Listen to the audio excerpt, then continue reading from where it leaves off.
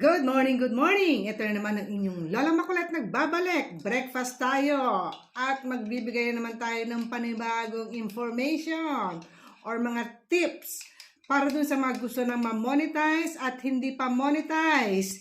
Ito, pakinggan yung Lola Makulit dahil ako po ay monetize na sa ads on Reels at saka sa in-stream ads since August pa po. Yes! Kaya ito ang ibibigay ko sa inyong tips dahil gusto ko rin kayong ma-monetize kagaya ko.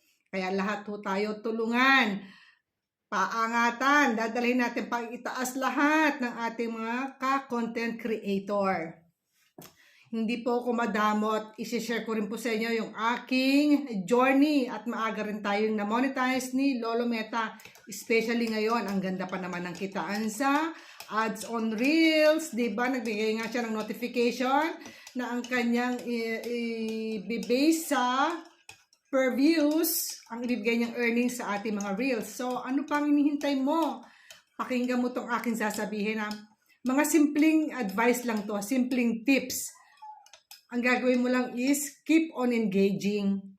Makipag-engage ka. Hindi naman sinabing magbabad ka maghapon sa cellphone.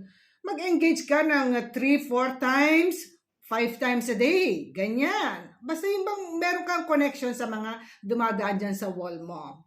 Yun lang yun. Mag-iiwan ka ng bakas. Nakikita ni Meta yan kung nakikipag-engage ka or not. Then, the second one is keep uploading. Kinakailangan consistent ka. Kinakailangan regular ang pag-upload mo. Mapa short video man yan or mapa long form video. Kinakailangan consistent ka.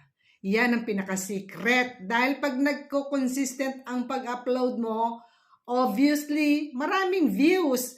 So, tataas agad yung views mo, yung 60k minutes view mo. So, mamomonetize ka na agad, di ba? Yan ang ginagawa ko. Keep uploading. Baka nagsasawa na kayo.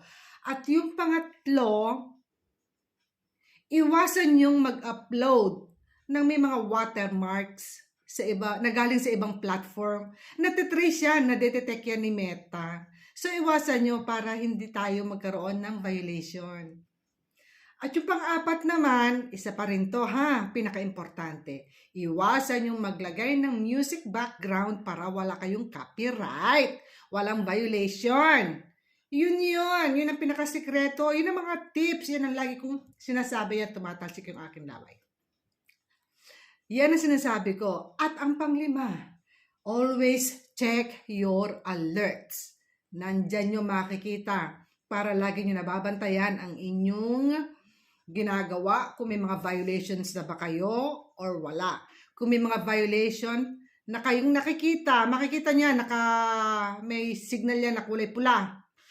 Don't hesitate na i-delete. Or kung magagawa nyo pa ng paraan, pwede nyo i-save. Dahil nanghihinayang kayo dun sa ginawa nyong video, pwede nyo namang i-save yan. Pwede nyo namang i-edit. I think once lang yatang binibigay chance ni Meta para i-edit mo yung iyong nagkaroong violation na video. So, wag kang manghinayang na i-delete kung gusto mong makita ka ni Meta na talagang nagsisikap ka mag-upload or mag-post ng mga videos na quality. Yun ang gusto ni Meta. So, tatanggalin mo na yung may mga violations mo, okay? Yan yung pinaka-easiest way para ma-monetize ka agad ni Meta. Maganda pa naman ang kitaan ngayon sa ads on Reels. I hope guys, nakatulong ako sa inyo. Medyo magulo bang aking paliwanag? Comment down below. O ano pang iniintay nyo? Tara, breakfast na tayo.